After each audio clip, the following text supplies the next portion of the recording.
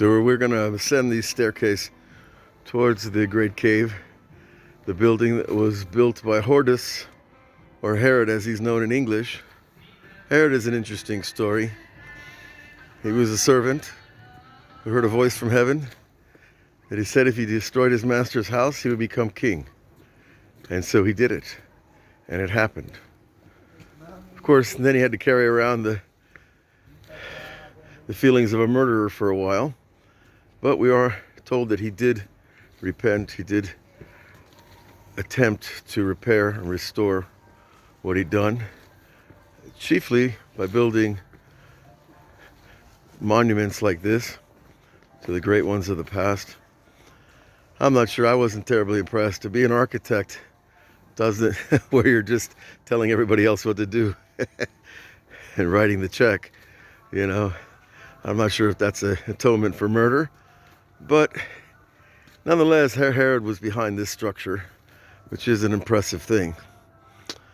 So we're talking about this famous verse of the rabbis, Maseh Avot Siman Lebanim, here as we enter the courtyard of the fathers and the mothers who gave their lives for Judaism. And the idea that their deeds, their actions, their stories inscribed within them are signs for the future. What we're suggesting here tonight is that signs for the sons are the paradigms by which we can look at the past and understand the present. That we can look at the wars of the Jews, we can look at the political upheavals, the exiles, the wandering,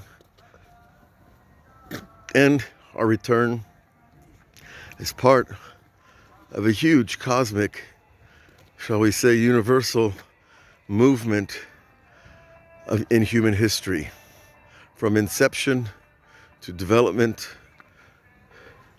from development to fruition, from fruition to destruction, and then, of course, to return and restoration, which is a universal process.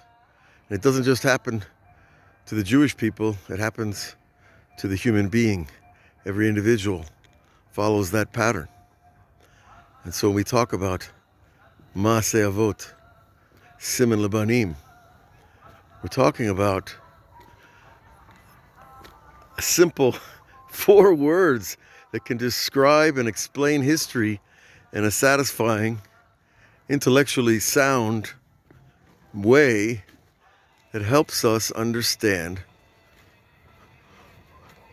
why we suffered and why, as human beings, our mission is so awesome, that it's a mission that is worth suffering for.